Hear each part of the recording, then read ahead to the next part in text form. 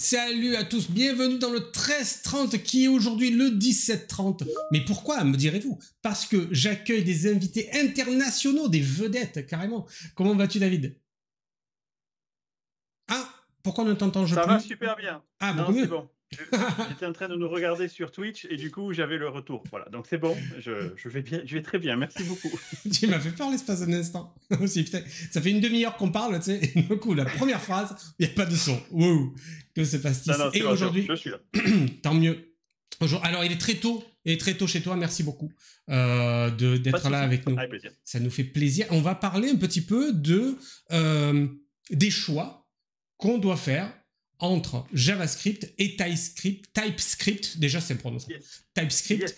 Et dans quel cas, on va choisir l'un, l'autre. Et on va s'appuyer sur ton expérience de Babylon.js, justement, pour voir quel a été ton cheminement. Et d'ailleurs, j'en profite pour dire que la version 6 de Babylon.js est sortie cette semaine, si je ne m'abuse. Yes. Il y a quelques jours. Moi, j'ai vu ça sur Twitter. Moi, je suis David sur Twitter. J'ai vu ça. Et il y a des gains de performance, mais drastiques, vous voyez. C'est-à-dire que, voilà, il y a des plus 1000%. Donc, allez-y. Allez-y. Voyez ça. Donc, c'est Delta Coche sur Twitter. Alors, c'est pas le seul biais, bien entendu. Il y en a d'autres. Moi, je connais celui-ci. Un mot sur cette sortie? Quand tu dis 1000%, effectivement, ce qu'on a fait, c'est qu'on a fait un partenariat avec Havok. Donc Havok, vous connaissez peut-être pas si vous n'êtes pas développeur, mais vous avez forcément utilisé le produit, puisque en gros, c'est le moteur physique qui est dans Halo, dans Destiny 2, dans plus de 300 ou 400 AAA, des jeux AAA. Et c'est le moteur physique qu'ils utilisent. Donc c'est vraiment un énorme asset de Microsoft et on a réussi à convaincre l'équipe de le donner gratos pour les utilisateurs de Babylon.js. Donc en gros, tu es sur le web, tu veux faire ton jeu et tu utilises Babylon.js et toute la partie physique, tu auras la même que celle qui est dans Destiny 2, tu vois, pour à peu près te donner l'équivalent. Et du coup, effectivement, par rapport à notre ancien moteur physique, Avoc, il est genre 1000% plus rapide que l'ancien, c'est un monstre. Et puis surtout, il gère des tonnes de trucs. Mais on a également plein de nouveautés, genre le rendering de fluide. Enfin bref, je vous invite à aller sur babylonjs.com directement et vous découvrirez ça. Ouais, Ça me permet d'ailleurs de faire peut-être une transition, puisque Transition. effectivement le sujet d'aujourd'hui c'est le TypeScript, et il faut savoir qu'en 2014, j'ai décidé de porter le moteur que j'avais initialement écrit en JavaScript, donc JavaScript Vanilla, et de le porter vers du TypeScript. Et alors je voudrais vous parler aujourd'hui de pourquoi est-ce que j'ai fait ça. Ouais, ça nous intéresse ça, parce que c'est vrai que les deux noms sont connus de la communauté. On a fait 1 ou 2 épisodes ici sur le TypeScript qu'on aime beaucoup chez nos SDI, mais c'est souvent le JavaScript qui revient dans les développements, dans les différents projets. Et voilà quoi. Donc pourquoi le TypeScript? Il faut qu'on sache. Tout à fait. Alors la première chose à savoir, c'est que TypeScript, c'est pas un langage final, d'accord? C'est un peu comme C# ou même C++, c'est pas ça qui va s'exécuter sur la machine de votre utilisateur. TypeScript, c'est un langage de compilation qui va générer du JavaScript. Du coup, en fait, il n'y a pas vraiment d'opposition entre les deux, c'est juste que TypeScript permet d'écrire du JavaScript plus facilement. Alors, on va voir les 5 raisons qui, selon moi, feraient que n'importe quel développeur JavaScript, il n'y a pas pour moi de raison de ne pas faire du TypeScript. C'est un peu bold, mais, la première raison, c'est que c'est fortement typé, nom de Zeus. JavaScript, c'est génial, c'est super flexible, etc. Mais c'est pas typé.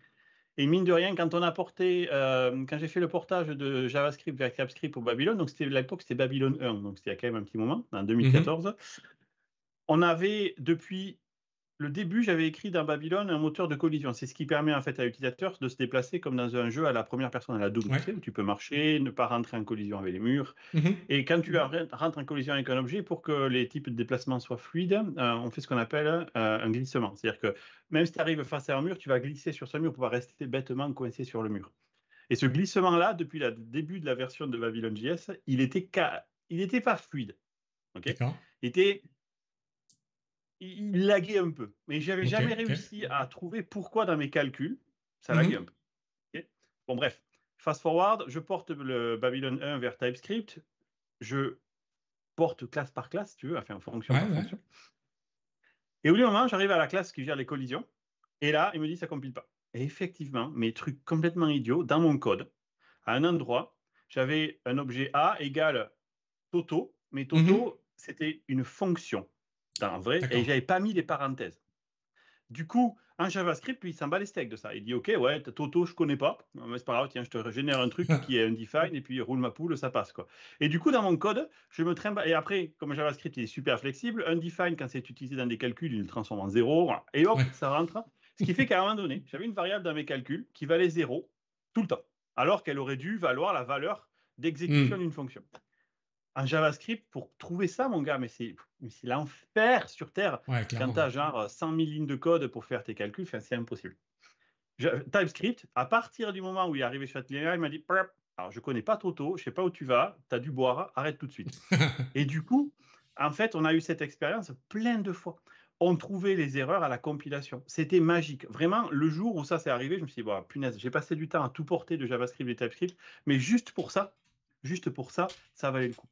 Le fait que ça soit typé, le compilateur permet de faire un maximum de tests pour toi. C'est juste ce qui manquait à JavaScript. Si vous devez vous souvenir que d'une seule raison, c'est celle-là.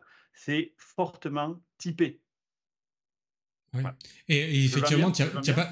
Oh non, non, mais clairement, pas. Enfin, pour tout le monde qui a fait un peu de code, qui est passé, que ce code-là est passé en production, et qui voit les erreurs après le passage en production, on sait que c'est beaucoup plus cher, beaucoup plus compliqué de le traiter a posteriori. Tu as un utilisateur qui t'appelle et te dit, ouais, quand je marche dans mon niveau, ça gratte un peu sur les murs. OK, je vais me débrouiller avec ça. Qu'est-ce que j'ai pas d'erreur, j'ai rien, parce que JavaScript, lui, il est tellement permissif qu'il te dit, attends, il est hyper accommodant, tu vois.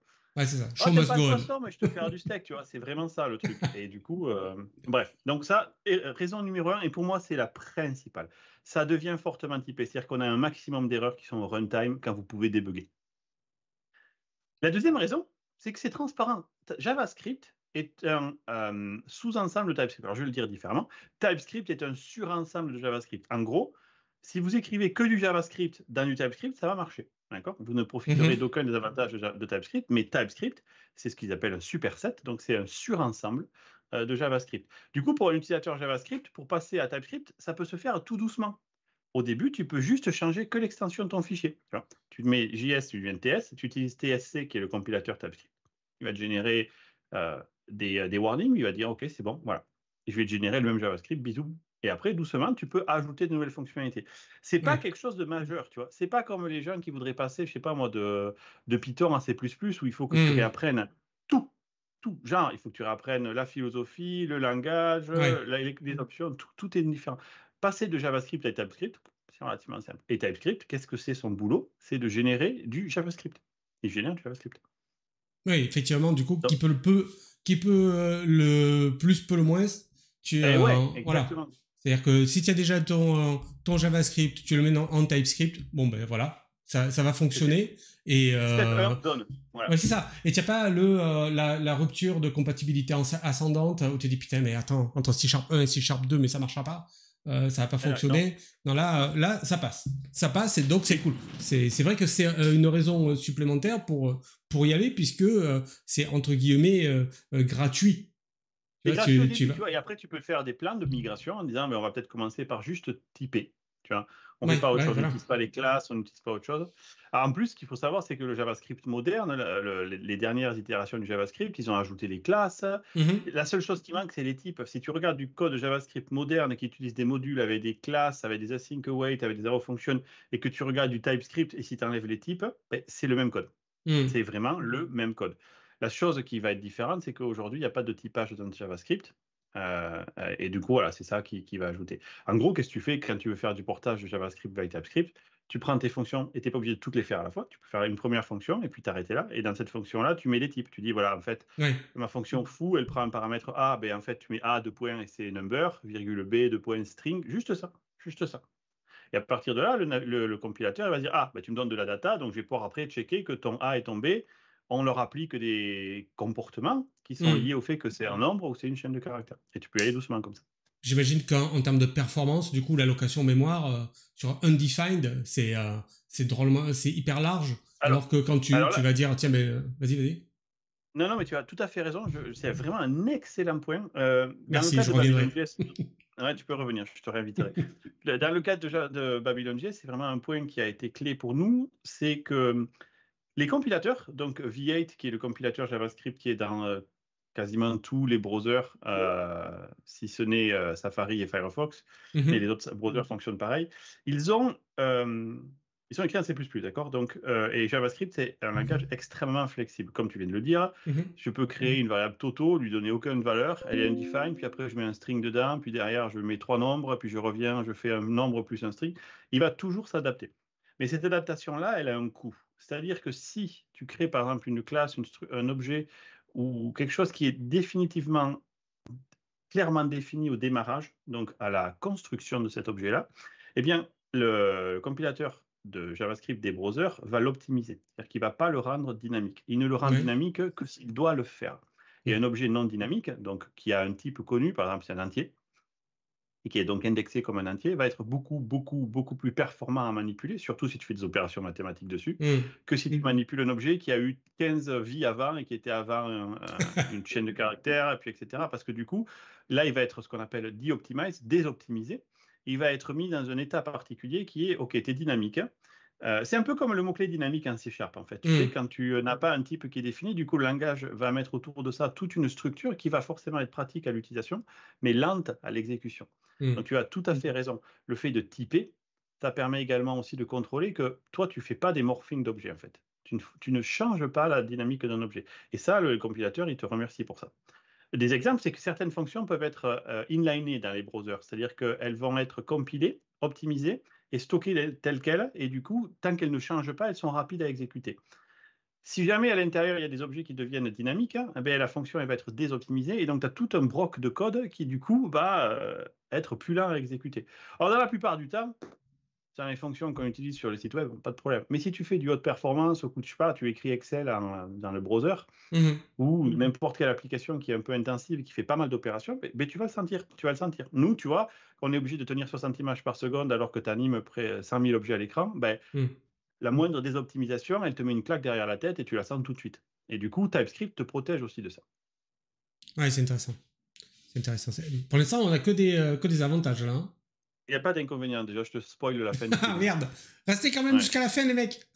Et si vous n'êtes pas d'accord, que vous êtes un amoureux du JavaScript et que vous voulez pas du tout typer ou pas du tout utiliser TypeScript, dites-nous pourquoi sur le chat, ça nous intéresse. N'hésitez pas à poser vos questions. Et je vous manquerai de respect, c'est important pour moi. Oui, c'est important, hein, parce que voilà, il faut qu'il y ait même qu'il y ait un peu de clash. Je suis là pour ça. Après, il s'en fout, il est loin, hein, il est aux Amériques. Monsieur s'exporte. La troisième raison, c'est que c'est open source. D'accord? Ça, c'est également super important. C'est-à-dire que TypeScript, c'est un langage qui est open source sur lequel vous pouvez contribuer, voir les bugs fixes et même parler avec les concepteurs pour influencer la roadmap. C'est pas rien. Tu vois, c'est pas un langage fermé. C'est vraiment un langage ouvert et que vous pouvez même compiler à la maison, éditer vous-même le compilateur. C'est quand même bien fait. Tu vois, c'est dans l'état de l'art. La quatrième raison que je vois, c'est que c'est parfaitement intégré. Si vous utilisez TypeScript, vous utilisez soit Visual Studio, soit Visual Studio Code. Alors moi, je suis un fervent défenseur de VS Code, qui est aussi open source, etc. Et c'est une petite merveille pour moi, VS Code. Je suis un ancien utilisateur de C#. Et sur la fin, Visual Studio, ça devenait une usine à gaz. C'était un monstre. Je sais qu'ils l'ont passé en 64 bits, donc je n'ai pas réessayé depuis, mais il utilisait les 3 Go de RAM permis par le 32 bits. C'était fou. Waouh! Là, VS Code, je clique dessus, il est lancé direct. Il a juste ce dont j'ai besoin. Donc, moi, j'aime beaucoup ça. Et TypeScript est fondamentalement intégré dans VS Code. Donc, ça aussi, c'est vraiment pour moi une vraie raison. C'est-à-dire que tu as aussi l'outil qui vient avec un compilateur. Et il s'intègre dans d'autres environnements. Hein. C'est pas juste chez Microsoft. Tout le monde supporte le TypeScript aujourd'hui. C'est vraiment un langage.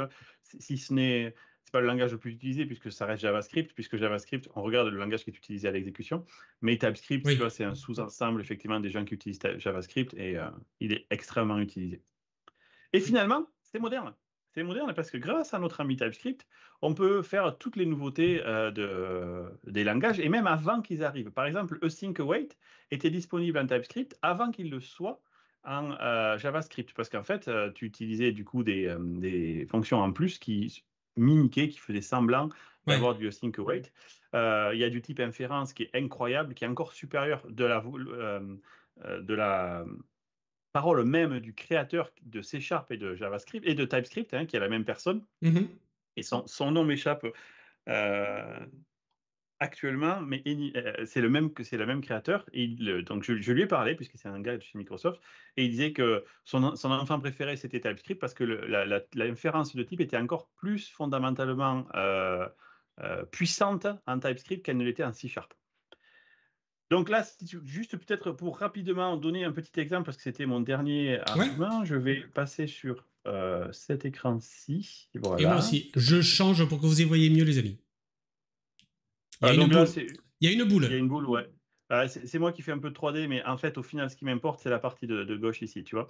Donc là, en fait, dans Babylon, on supporte les deux formats pour les irréductibles. Tu vois, ici, c'est du JavaScript normal. Si j'appuie sur TypeScript, on va pouvoir passer en TypeScript. Et du coup, en fait, c'est la même fonction.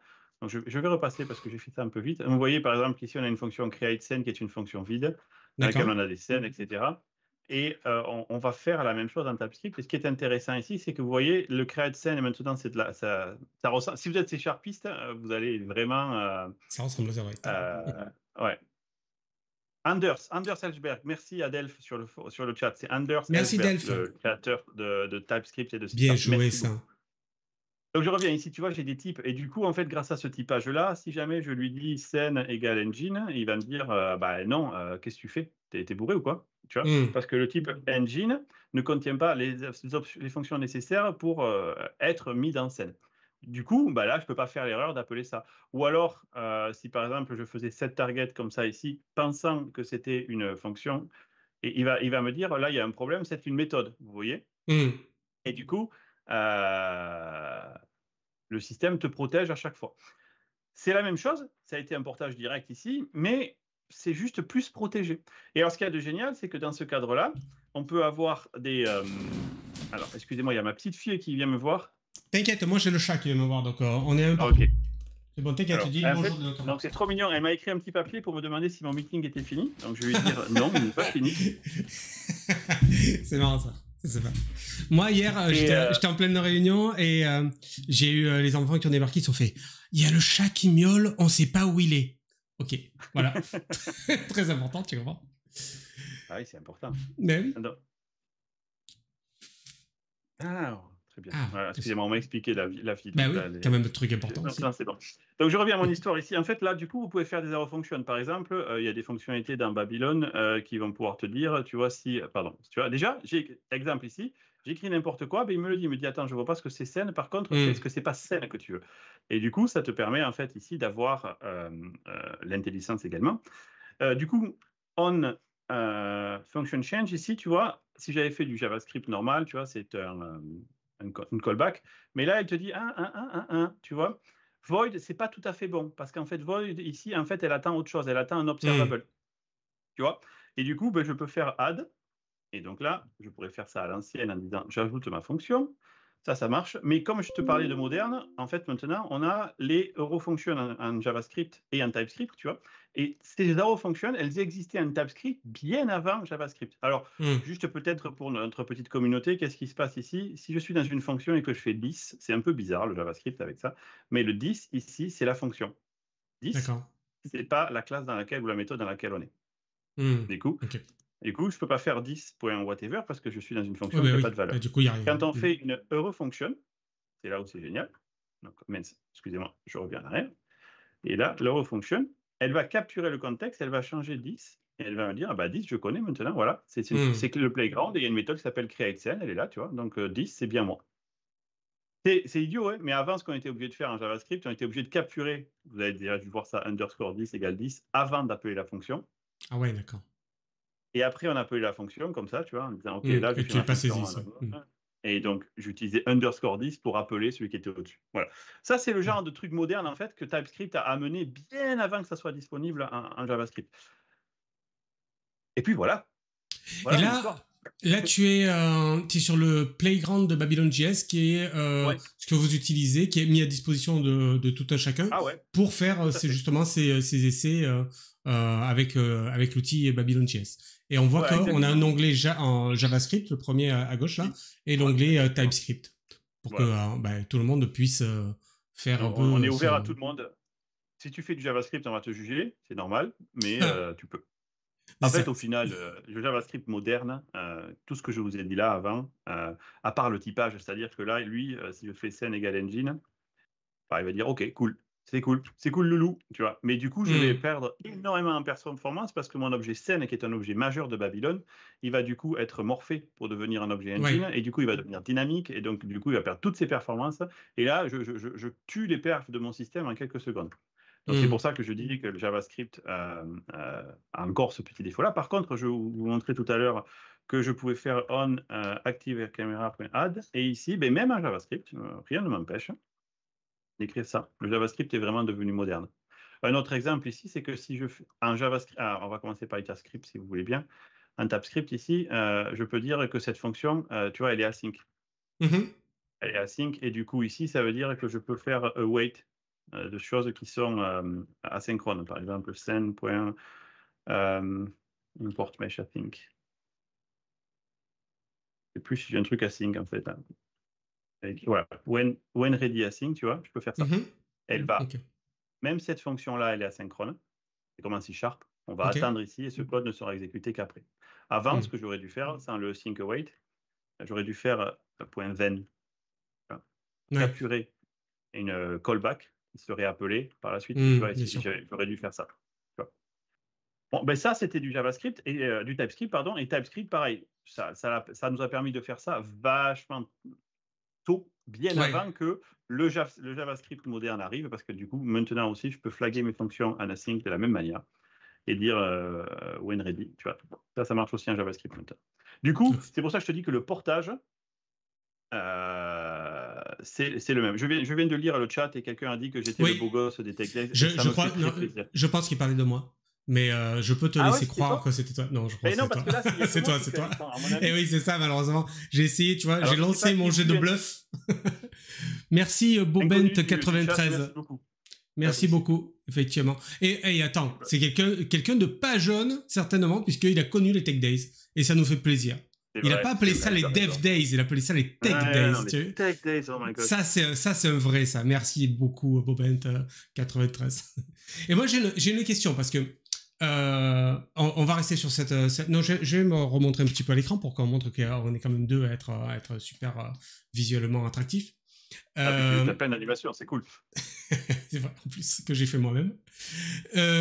Donc, on a vu que JavaScript a bien évolué sur ces dernières années pour inclure notamment des nouveautés qui étaient déjà dans TypeScript, dont le async await. Et tout à l'heure, tu as dit, en gros, il manque le typage entre les deux. Le typage, c'est ce qui est porté, d'ailleurs, ça s'appelle le TypeScript, voilà, ce qui est porté fortement par TypeScript. Est-ce que tu penses que dans un futur plus ou moins proche, JavaScript va céder, si tu veux, aux sirènes du typage et va être un TypeScript? Tu penses pas? Ok. Non, je ne crois pas. Ou alors, ça sera une option. Alors, je te dis ça, mais tu m'aurais demandé il y a encore quelques années, est-ce qu'ils vont céder aux sirènes des classes? J'aurais dit, je ne vois pas les classes. Or, aujourd'hui, en JavaScript, je peux écrire ça. Ah, je peux faire une classe. Ouais. Et ça, c'est quelque chose, il y a encore quelques années, je t'aurais dit no way. Et c'est vrai que les classes, ben, c'est encore une fois TypeScript qui a influencé le langage JavaScript. Bien, c'est clair qu'on amène des choses qui sont cool. Alors, là, aujourd'hui, donc on est le 26 avril 2023. Je te dis non. Et je pense que ça sera rigolo quand ça va sortir. Comme ça, tu pourras me réinviter. On se foutra bien de ma gueule. Mais alors, pourquoi je dis non? C'est pas juste pour faire chier. C'est juste que je pense honnêtement que JavaScript doit rester fluide. D'accord? Donc, contrairement à C# qui est parti d'un modèle très typé et qui a doucement relâché un peu la pression avec les modes dynamiques, je pense que JavaScript pourrait potentiellement suivre cette voie-là, mais de manière extrêmement optionnelle. Peut-être sous la forme de int, tu vois, pas quelque chose qui bloquerait le langage, parce que ça serait une vraie rupture de la compatibilité descendante. C'est ça, faisait ça. Et vu la quantité de code qui tourne sur Internet aujourd'hui avec JavaScript, c'est impossible. C'est le langage le plus utilisé au monde à des années-lumière, tu vois. Donc, non, je crois que potentiellement un int, potentiellement quelque chose qui pourrait dire au compilateur, OK, si tu vois ça, mets un petit warning sur la console, comme ça aidera. Mais ce rôle-là, c'est un rôle de développement, c'est un rôle au runtime, le typage. Donc, c'est vraiment le rôle de TypeScript. Avoir ça à l'exécution, oui, c'est déjà un peu plus tard. Ouais, oui. Après, on rentre dans une philosophie, tu vois. Si ça se trouve, ça va leur péter les burnes, à un moment donné, ils vont le faire et tout le monde sera content, et moi le premier. Mais là, aujourd'hui, je vois que c'est vraiment le rôle de TypeScript, c'est quelque chose qui doit arriver justement à la compilation et qu'on ne veut pas s'embarquer avec à l'exécution. Ceci dit, si c'était là à l'exécution, ça pourrait peut-être faciliter les optimisations par le navigateur. Donc, je ne sais pas. C'est vraiment... Voilà. Allez, je parie qu'il n'y en aura pas. Voilà. Ok. On prend ce pari. J'ai une dernière question, puisqu'il nous reste juste 5 minutes et je sais que tu es très très pris par ailleurs. La dernière fois... oui, ça me fait plaisir. Si tu as des besoins, tu m'appelles. Hein. La dernière fois, quand on a parlé de Babylon.js, tu as dit qu'il y avait des parties de code que vous retravailliez pour pouvoir améliorer, optimiser les performances. D'accord, vous les retravaillez a posteriori. Et là, tout à l'heure, tu as dit TypeScript va générer du JavaScript. Donc, sur ce code généré, est-ce que parfois, vous avez le besoin de le retravailler? Non, jamais. Alors ça, pour le coup, le compilateur TypeScript, c'est un monstre. Encore une fois, Anders, c'est un génie, hein, c'est un des grands génies de l'informatique. Tu vois, c'est un peu je le vois comme le Einstein de l'informatique. Il a une vision qui est incroyable, qui est long terme sur des années. Il a pensé TypeScript en 2013 et JavaScript, on est en 2023, 10 ans plus tard, commence à peine à arriver à ce niveau-là. Tu vois. On ne retouche pas le code généré, déjà parce que c'est pas possible. Au final, parce qu'il faudrait le retoucher à chaque fois, tu vois, il faudrait le hacker à chaque fois. Par contre, on débug sur le code généré. Ça, c'est super pratique. C'est-à-dire qu'avec les maps, les function maps que tu as dans tous les browsers, tu peux mettre un breakpoint dans ton code TypeScript. Et quand lui, il exécute le JavaScript, il sait que la ligne JavaScript X correspond à la ligne TypeScript Y. D'accord. Tu vois. Intéressant. Et du coup, il peut te permettre de débugger. Donc, on débug sur le code généré quand même, mais comme c'est vraiment un pour un, tu vois. Il n'y a pas d'optimisation de haut niveau. TypeScript, il ne génère pas de l'optimisation de haut niveau. Il prend chaque ligne et il la compile en JavaScript, ce qui fait que tu as une correspondance un pour un. Et du coup, le code généré, si tu veux l'optimiser, tu optimises ton TypeScript, puisqu'encore une fois, TypeScript, c'est un superset de JavaScript. Ok, c'est très intéressant tout ça. Bon, les amis, j'ai bien l'impression que TypeScript est finalement l'aboutissement du JavaScript aujourd'hui. On rajoute quelque chose qui est hyper utile parce que tu vas gagner du temps, tu te rends compte des problèmes avant qu'ils arrivent jusqu'à la mise en production, tu vois. Déjà, même avant qu'ils soient exécutés. Donc ça, c'est quand même c'est beaucoup moins cher à gérer, à maintenir. Et puis après, il y a que des bonnes... Enfin, après, tu prêches un converti. Hein, mais il y a que des avantages à avoir tes variables et tes fonctions typées, tes paramètres typés. Tu sais ce que tu passes, tu sais pourquoi tu le passes. Et en plus de ça, tu as une meilleure allocation en mémoire, tu as des meilleures performances. Allez-y, les amis. Hein. Voilà. Voilà. Et donc, si vous voulez essayer Babylon.js, je mettrai les liens dans comme la dernière fois, dans le replay que je posterai d'ici demain. Merci beaucoup, David. C'était une fois de plus très, très cool. C'était un grand plaisir de te rejoindre. Merci à tous. Et un gros bisou à Bobens93. Je t'aime. Exactement. Ouais. Moi, je t'apprécie parce qu'on n'a pas parlé de moi directement. Donc, c'est déjà pas mal. Allez, à bientôt à la semaine prochaine. Ce sera mercredi à 13h30 cette fois. Salut! Bye!